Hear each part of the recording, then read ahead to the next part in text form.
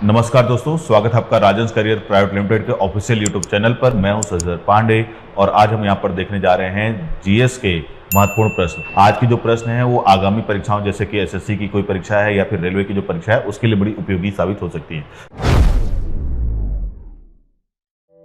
हमारी संस्था जो है विगत कई वर्षों से रेलवे और जितने भी इस तरह के एक दिवसीय एग्जाम है उनके लिए तैयारी करा रही है और इस संस्था में हजारों बच्चों का सिलेक्शन हो चुका है। अभी जो इस वर्ष नई भर्तियां आने वाली हैं, चाहे एसएससी की आने वाली हो चाहे रेलवे की आने वाली हो, उनके भी नए बैच हमारी संस्था में बनाए जा रहे हैं, लगातार वो बनते जा रहे हैं। तो जिन भी विद्यार्थियों को इनकी तैयारी करना है वो इसकी जानकारी संस्था में आकर के ले सकते हैं। तो जितना जल्दी हो आप इनको पता कर लें और क्लासेस ज्वाइन कर लें, क्योंकि ये क्लासेस बहुत जल्दी ही शुरू हो जा रही है। इसके बाद बढ़ते अपने अगले प्रश्न की ओर।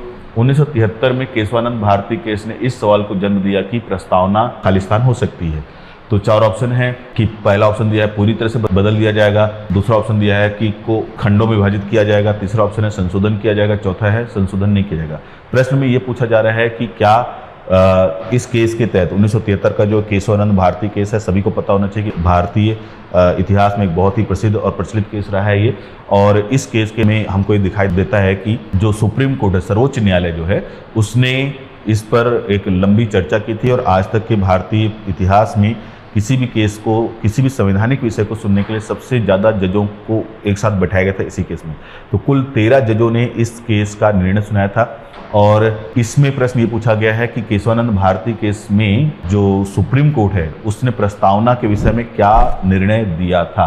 तो प्रस्तावना से जुड़ा हुआ प्रश्न है कि प्रस्तावना में क्या किया जा सकता है, संसद उसमें क्या कर सकती है, परिवर्तन कर सकती है कि नहीं कर सकती है, तोड़ मड़ोड़ कर सकती है, मतलब क्या कर सकती है संसद। तो ध्यान रखेंगे कि इस केस में सुप्रीम कोर्ट ने निर्णय दिया कि संसद को ये अधिकार है कि वो प्रस्तावना में किसी भी तरह का परिवर्तन कर सकती है। लेकिन यहीं पर साथ ही साथ सुप्रीम कोर्ट ने यह भी निर्णय दिया संसद जो है संविधान या प्रस्तावना में किसी भी तरह का परिवर्तन तो कर सकती है, लेकिन वो संविधान के मूल ढांचे में किसी भी तरह का कोई परिवर्तन नहीं कर सकती। तो ध्यान रखना है, ये केस बहुत महत्वपूर्ण केस है। ये केस ये कहता है कि संसद जो है, इस केस का निर्णय ये कहता है सुप्रीम कोर्ट का कि संसद जो है प्रस्तावना और साथ ही साथ संविधान के किसी भी हिस्से में कोई भी परिवर्तन कर सकता है, लेकिन वो संविधान के मूल ढांचे में कोई परिवर्तन नहीं करेगा। तो ये आपको ध्यान रखना होगा। तो यहाँ पर जो उत्तर होगा इस प्रश्न का आंसर जो होगा कि वो ये होगा ऑप्शन सी, संशोधन किया जाए, मतलब संशोधन कर सकती है कौन, संसद। इसके बाद अगले प्रश्न पर आते हैं। अगला प्रश्न है भारत में किसी भी राज्य की सीमाओं में परिवर्तन करने का अधिकार किसे है। मतलब भारत में जो राज्यों की सीमा में परिवर्तन होता है वो कौन कर सकता है परिवर्तन। तो याद रखेंगे कि इस प्रश्न का जो उत्तर होगा वो है संसद। भारतीय संसद को अधिकार दिया गया है कि वो राज्यों की सीमाओं में परिवर्तन कर सकती है और ये सारी बातें संविधान के भाग 1 के अनुच्छेद के अंतर्गत लिखी हुई है। तो भाग 1 पार्ट 1 का जो आर्टिकल्स हैं उनमें ये क्लियरली मेंशन किया हुआ है कि संसद जो है राज्यों के सीमाओं में परिवर्तन कर सकती है। तो यहाँ पर ऑप्शन में दिया होगा कि देखिए ये चारों ऑप्शन दिया है और इस प्रश्न का जो सही उत्तर है वो है ऑप्शन डी, संसद। बढ़ते अगले प्रश्न पर। अगला प्रश्न है रायसीना हिल कहाँ स्थित है। तो रायसीना हिल आप सभी को पता होगा या पता होना चाहिए कि ये कहाँ पर स्थित है और ये रायसीना हिल किस लिए प्रसिद्ध है ये भी आपको पता होना चाहिए। तो ये जो रायसीना हिल है ये हमारा भारत की राजधानी नई दिल्ली में स्थित दिखाई देती है और ये जो हिल या ये जो पहाड़ी है ये अरावली पर्वत श्रृंखला का एक हिस्सा है। तो अरावली पर्वत श्रृंखला जो कि आपको भारत में दक्षिण पश्चिम दिशा से उत्तर पूर्व दिशा की ओर फैली हुई दिखाई देती है, इसी अरावली पर्वत श्रृंखला की एक पहाड़ी है जिसका नाम है रायसीना पहाड़ी और इसी पहाड़ी पर हमारा संसद भवन पुराना वाला और साथ ही साथ पहाड़ी से थोड़ा दूर है संसद भवन, इसी पहाड़ी पर आपका जो है राष्ट्रपति भवन निर्मित दिखाई देता है। तो जो राष्ट्रपति भवन है वो इसी रायसीना हिल पर बना हुआ है, ये ध्यान में रखना है। तो ये आपको पहले से जानकारी होनी चाहिए। तो मैंने जैसा बताया आपको ध्यान रखना है कि रायसीना हिल कहाँ स्थित है। तो मैंने बताया कि ये देखिए इसमें ऑप्शन जो सी है ये राष्ट्रपति भवन वाले स्थान पर स्थित है, यानी कि आप इसको इस तरह से समझ सकते हैं कि इसी रायसीना हिल पर जो है भारत के राष्ट्रपति का निवास है या प्रेसिडेंट हाउस है। इस तरह से आप इस प्रश्न के उत्तर को लीजिएगा। तो इस प्रश्न का जो सही उत्तर होगा वो है ऑप्शन सी। बढ़ते हैं अपने अगले प्रश्न पर। निम्नलिखित में से पश्चिमी तट में स्थित क्षेत्र का नाम बताइए। प्रश्न पूछा गया है कि जो भारत का पश्चिमी तट है उसमें इन चारों में से कौन सी जगह आती है। तो आप सभी को पता होगा कि भारत के 2 तट हैं, एक पूर्वी तट और साथ ही साथ दूसरा हमको दिखाई देता है पश्चिमी तट। तो इधर वाला हिस्सा है हमारा क्या है, पश्चिमी तट, और इधर वाला पूर्वी तट। बंगाल की खाड़ी के साइड पूर्वी तट, और अरब सागर की तरफ हमको दिखाई देता है पश्चिमी तट। तो जो पश्चिमी तट वाला है, प्रश्न से जुड़ा हुआ है कि पश्चिमी तट में इन चारों ऑप्शन में से कौन सा क्षेत्र स्थित है। तो पहला दिया है सिंधु का मैदानी क्षेत्र, नहीं है। असम क्षेत्र ये भी नहीं है। कोरोमंडल जो है वो भी नहीं है, और मालाबार। तो इस प्रश्न का जो सही उत्तर है वो है मालाबार, क्योंकि ये जो पश्चिमी तट है ये आपको भूगोल में पढ़ने को मिलता है कि 2 भागों में बटा हुआ है। एक है आपका मालाबार क्षेत्र। अब हमारा अगला प्रश्न है निम्नलिखित में से पश्चिमी तट में स्थित क्षेत्र का नाम बताइए। तो प्रश्न जो है पश्चिमी तट से जुड़ा हुआ प्रश्न है, और आपको पता होना चाहिए कि भारत में हमको 2 तट दिखाई देते हैं। एक है हमारा पूर्वी तट, और एक हमारा क्या दिखाई देता है, पश्चिमी तट। पूर्वी तट की तरफ आपको दिखाई देता है बंगाल की खाड़ी है, और पश्चिमी तट की तरफ हमको दिखाई देता है कि यहाँ पर अरब सागर है। तो ये ईस्टर्न कोस्ट और ये वेस्टर्न कोस्ट। अब ये जो पश्चिमी तट है ये 2 भागों में बटा हुआ दिखाई देता है हमको। एक है हमारा कोरोमंडल तट, और दूसरा दिखाई देता है मालाबार तट। वहीं पूर्वी तट जो है वो भी 2 भागों में बटा हुआ दिखाई देता है, उत्तरी सरकार तट, और तीसरा भाग दिखाई देता है इसका कोरोमंडल तट। तो जैसा कि मैंने बताया कि इसमें कोंकण और मालाबार आ रहा है, और इस ऑप्शन में अगर आप ध्यान से देखोगे तो यहाँ पर लिखा हुआ है मालाबार क्षेत्र। तो प्रश्न यही पूछा गया है कि इन चारों ऑप्शन में से वो कौन सा ऑप्शन है जो पश्चिमी तट पर स्थित है। तो इसका सही उत्तर है मालाबार क्षेत्र। ठीक है, ऑप्शन डी। बढ़ते अपने अगले प्रश्न की ओर। अगला प्रश्न है गारो, खासी और जयंतिया पहाड़ियां भारत के किस भौतिक विभाजन का हिस्सा है। तो गारो, खासी और जयंतिया ये तीनों ही पहाड़ियां जो है मेघालय में स्थित दिखाई देती हैं। और प्रश्न में ये पूछा गया कि किसका हिस्सा है। तो हिमालय पर्वतमाला का, कि तटीय मैदान का, कि उत्तरी मैदान का, कि प्रायद्वीपीय पठार का। तो ध्यान रखेंगे ये तीनों ही जो पहाड़ियां हैं ये वास्तविकता में प्रायद्वीपीय पठार का ही एक हिस्सा मानी जाती है। तो ये इस प्रश्न का सही उत्तर है ऑप्शन डी। इसके बाद बढ़ते अगले प्रश्न की ओर। अगला प्रश्न है भारत के उपराष्ट्रपति का चुनाव किसके द्वारा किया जाता है। कौन इलेक्ट करता है भारत के वाइस प्रेसिडेंट को। 4 ऑप्शन दिए गए हैं। पहला है राज्यसभा के सदस्यों द्वारा, दूसरा है संसद और विधानसभाओं के सदस्यों द्वारा, तीसरा है लोकसभा के सदस्यों द्वारा, चौथा दिया है संसद के दोनों सदनों के सदस्यों द्वारा। तो आप सभी को पता होना चाहिए कि भारत के राष्ट्रपति और उपराष्ट्रपति के चुनाव से जुड़े हुए बहुत सारे प्रश्न बनते हैं, जहां एक तरफ हमको दिखाई देता है कि राष्ट्रपति का जब चुनाव होता है तो उस चुनाव में संसद के दोनों सदनों यानी कि लोकसभा राज्यसभा के सदस्य भी चुनाव में हिस्सा लेते हैं, साथ ही साथ विधानमंडलों की विधानसभाओं के सदस्य भी चुनाव में हिस्सा लेते हुए दिखाई देते हैं। तो लोकसभा, राज्यसभा और विधानसभाओं के जो निर्वाचित सदस्य होते हैं वो सब राष्ट्रपति के चुनाव में हिस्सा लेते हैं। ये तो बात हो गई राष्ट्रपति के चुनाव की। वहीं अगर हम बात करें कि जो हमारा उपराष्ट्रपति होता है उसके चुनाव में कौन हिस्सा लेता है, तो उसके चुनाव में केवल राज्यसभा और लोकसभा के सदस्य ही जो है हिस्सा लेते हुए दिखाई देते हैं, और उसमें सारे सदस्य हिस्सा लेते हैं। तो लोकसभा और राज्यसभा इन दोनों के सभी तरह के सदस्य जो हैं वो उपराष्ट्रपति के चुनाव में हिस्सा लेते हुए दिखाई देते हैं। तो ये बात आपको ध्यान में रखना होगा। तो इस प्रश्न का जो सही उत्तर होगा वो है संसद के दोनों सदनों के द्वारा, ऑप्शन डी जो है।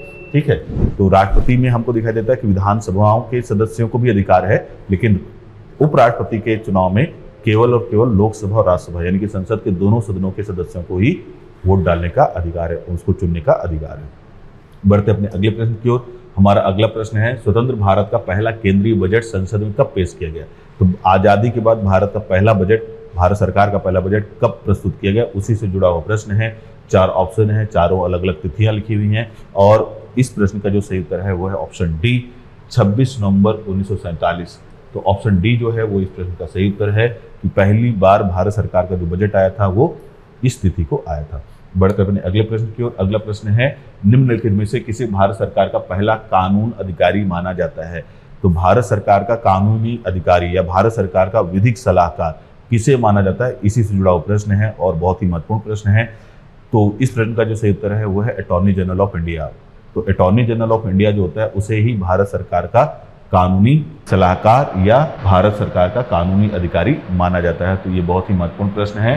भारत सरकार का पहला कानूनी अधिकारी कौन कहलाता है, अटॉर्नी जनरल। तो इस प्रश्न का सही उत्तर है ऑप्शन ए। बढ़ते अपने अगले प्रश्न की ओर। अगला प्रश्न है भारतीय संविधान का निम्नलिखित में से कौन सा अनुच्छेद धन विधेयक को परिभाषित करता है। तो धन विधेयक से जुड़ा हुआ प्रश्न है।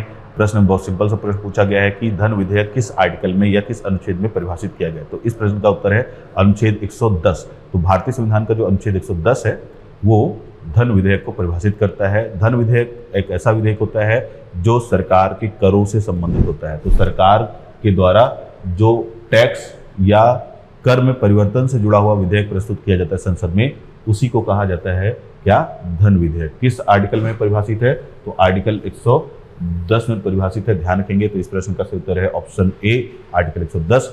और एक प्रश्न इससे जुड़ा हुआ ये भी बनता रहता है कई बार कि कोई विधेयक धन विधेयक है या नहीं, ये कौन बताएगा। तो इस प्रश्न का उत्तर होता है लोकसभा का अध्यक्ष। तो लोकसभा के अध्यक्ष को ये ताकत दी गई है कि वही ये तय करता है कि कोई विधेयक धन विधेयक की परिभाषा के अंतर्गत आता है या नहीं। तो इस बात की भी जानकारी आपको ध्यान में रखनी है। बढ़ते अपने अगले प्रश्न की ओर। अगला प्रश्न है, भारत के संविधान के अनुसार यदि संसद के किसी भी सदन का कोई सदस्य खालिस्तान दिनों की अवधि के लिए सदन की अनुमति के बिना उसकी सभी बैठकों से अनुपस्थित रहता है तो सदन उसकी सीट को खाली करने की घोषणा कर सकता है। तो प्रश्न ये पूछा गया है कि अगर कोई सदस्य विधानसभा में हो या विधानमंडल में हो, हम इसको ऐसा ले सकते हैं, इस प्रश्न को आप बड़े स्तर पर समझ सकते हैं कि यदि संसद से या विधानमंडलों से कोई सदस्य अपने सदन के अध्यक्ष या सभापति को बिना सूचित किए हुए गायब रहता है, अनुपस्थित हो जाता है, तो कितने दिनों तक वो ऐसा कर सकता है। तो इस प्रश्न का जो सही उत्तर है वो है 60 दिनों तक। अगर कोई संसद का सदस्य या विधानमंडलों का सदस्य लगातार 60 दिनों तक अपने सदन की बैठकों से अनुपस्थित है, अपने सदन के अध्यक्ष या सभापति को सूचित किए बिना, अपने अध्यक्ष या सभापति को सूचित नहीं किया उसने, और लगातार 60 दिन तक उसकी बैठकों से अनुपस्थित है, तो ऐसे सदस्य की जो सदस्यता है वो समाप्त कर दी जाती है। तो इस प्रश्न का सही उत्तर है 60 दिन। तो याद रखेंगे ऑप्शन ए। इसके बाद बढ़ते अपने अगले प्रश्न की ओर। हमारा अगला प्रश्न है, फ्रांसीसी क्रांति की 100वीं वर्षगांठ मनाने के लिए एफिल टावर का निर्माण किस वर्ष किया गया। तो फ्रांसीसी क्रांति से जुड़ा हुआ प्रश्न है और इस प्रश्न का जो सही उत्तर है वो है आपका 1889 में ही एफिल टावर का निर्माण किया गया। यह आपके लिए इंपॉर्टेंट है। बढ़ते अपने अगले प्रश्न की ओर। हमारा अगला प्रश्न है, निम्नलिखित में से कौन सा विद्रोह ब्रिटिश शासकों द्वारा लगाए गए प्रतिबंधों के विरुद्ध नहीं था। तो ये इतिहास से जुड़ा हुआ प्रश्न है और प्रश्न में ये पूछा गया है कि ये जो 4 विद्रोहों के नाम यहाँ पर दिए गए हैं, फकीर और सन्यासी विद्रोह, इंडिगो विद्रोह, संथाल विद्रोह और नक्सलबाड़ी विद्रोह, इन चारों में से वो कौन सा विद्रोह है जो अंग्रेजों के विरुद्ध नहीं था या उनकी शोषणकारी नीतियों के विरुद्ध नहीं था। तो इस प्रश्न का जो सही उत्तर है वो है नक्सलबाड़ी विद्रोह। इस विद्रोह का जो है अंग्रेजों के खिलाफ विद्रोह से कोई लेना देना नहीं है, यानी कि इस प्रश्न का सही उत्तर है ऑप्शन डी। बाकी जो ऊपर के तीनों विद्रोह हैं वो कभी ना कभी अंग्रेजों के खिलाफ ही भारतीय लोगों के द्वारा किए गए थे। तो ये आपको ध्यान रखना है। बढ़ते अपने अगले प्रश्न की ओर। हमारा अगला प्रश्न है, निम्नलिखित में से किस वर्ष में गोवा को पुर्तगाल से स्वतंत्रता मिली। तो गोवा किस वर्ष में पुर्तगालियों से आज़ाद हुआ, तो उससे जुड़ा हुआ प्रश्न है। जैसा कि आप सभी को पता होगा या पता होना चाहिए कि गोवा पुर्तगालियों के अधीन था और गोवा जो है पुर्तगालियों से सबसे आखिरी में आज़ाद हुआ एक तरह से, और इसकी जो आज़ादी की तिथि है वो है 19 दिसंबर 1961। तो ये बहुत महत्वपूर्ण है कि वर्ष है आपका 1961 और डेट है आपका 19 दिसंबर। तो 19 दिसंबर 1961 की जो तिथि है उसी दिन पुर्तगालियों से गोवा को आज़ादी मिली है। बढ़ते अपने अगले प्रश्न की ओर। हमारा अगला प्रश्न है, उस वास्तुकार का नाम बताइए जिसने नई दिल्ली को डिजाइन किया। तो नई दिल्ली जो शहर है उस शहर का डिजाइन करने वाला व्यक्ति कौन है, उससे जुड़ा हुआ एक प्रश्न है, जहाँ पर आपका नई पुरानी वाली संसद भवन, राष्ट्रपति भवन ये सब बना हुआ है, इंडिया गेट वगैरह बना है, उससे जुड़ा हुआ प्रश्न कि उस पूरे एरिया का डिजाइन तैयार करने वाला व्यक्ति कौन है। 4 ऑप्शन है। पहला है ली कार्बुजिए, दूसरा ऑप्शन है सर एडविन लुटियंस, तीसरा ऑप्शन है एंड्रू पॉल, चौथा है जॉर्ज बेकर। याद रखिएगा कि इस पूरे नई दिल्ली शहर का डिजाइन तैयार करने वाला व्यक्ति है आपका सर एडविन लुटियंस। तो एडविन लुटियंस ने ही पूरे क्षेत्र का डिजाइन तैयार किया था। इसके बाद बढ़ते अपने अगले प्रश्न की ओर। हमारा अगला प्रश्न है, बादशाह खान के रूप में कौन जाना जाता है। हु वाज नोन एज बादशाह खान, यानी कि वो कौन सा व्यक्ति है इन चारों व्यक्तियों में से जो बादशाह खान के रूप में प्रसिद्ध है। तो 4 ऑप्शन देख लीजिएगा, मोहम्मद अली जिन्ना, अबुल कलाम आजाद खान, अब्दुल गफ्फार खान, खान अब्दुल वली खान। तो इस प्रश्न का सही उत्तर है खान अब्दुल गफ्फार खान। खान अब्दुल गफ्फार खान वो व्यक्ति हैं जिन्हें बादशाह खान के नाम से जाना जाता है और इन्हें सीमांत गांधी भी कहा जाता है, ध्यान रखेंगे। तो ये सीमांत गांधी या जो है खान अब्दुल गफ्फार खान के नाम से जाने जाते हैं और इन्होंने एक संगठन बनाया था जिसका नाम था लाल कुर्ती दल और इन्हें फ्रंटियर गांधी यानी कि सीमांत गांधी भी कहा जाता है। मतलब जैसा मैंने बताया वो आप ध्यान रखेंगे, तो सीमांत गांधी या फ्रंटियर गांधी कहा जाता है इनको, और इन्होंने एक संगठन बनाया था लाल कुर्ती दल और भारतीय स्वतंत्रता संग्राम के सेनानी रहे हैं ये। लेकिन आज़ादी के बाद इनका जो क्षेत्र था, जिस क्षेत्र से ये बिलोंग करते थे, नॉर्थ वेस्ट फ्रंटियर, वो एरिया विभाजन के बाद पाकिस्तान में चला गया। तो ये बातें भी आपको पता होना चाहिए। तो बादशाह खान के रूप में प्रसिद्ध व्यक्ति जो दिखाई देता है वो कौन है, खान अब्दुल गफ्फार खान, यानी कि इस प्रश्न का जो सही उत्तर है वो है ऑप्शन सी। तो यहाँ पर अभी जो हमने ये सारे ऑब्जेक्टिव प्रश्न देखे हैं वो सब के सब बड़े ही महत्वपूर्ण प्रश्न हैं और किसी न किसी एग्ज़ाम में पहले भी आ चुके हैं। तो आने वाले जो भी एग्ज़ाम हैं, चाहे वो एसएससी का सीजीएल हो, चाहे रेलवे का कोई भी ग्रुप डी या एनटीपीसी कोई भी एग्ज़ाम हो, उसमें ये उपयोगी साबित हो सकते हैं। तो आप इसको ध्यान रखेंगे। आज के इस वीडियो में केवल इतना ही। मिलते हैं अपने अगले वीडियो में, तब तक के लिए धन्यवाद।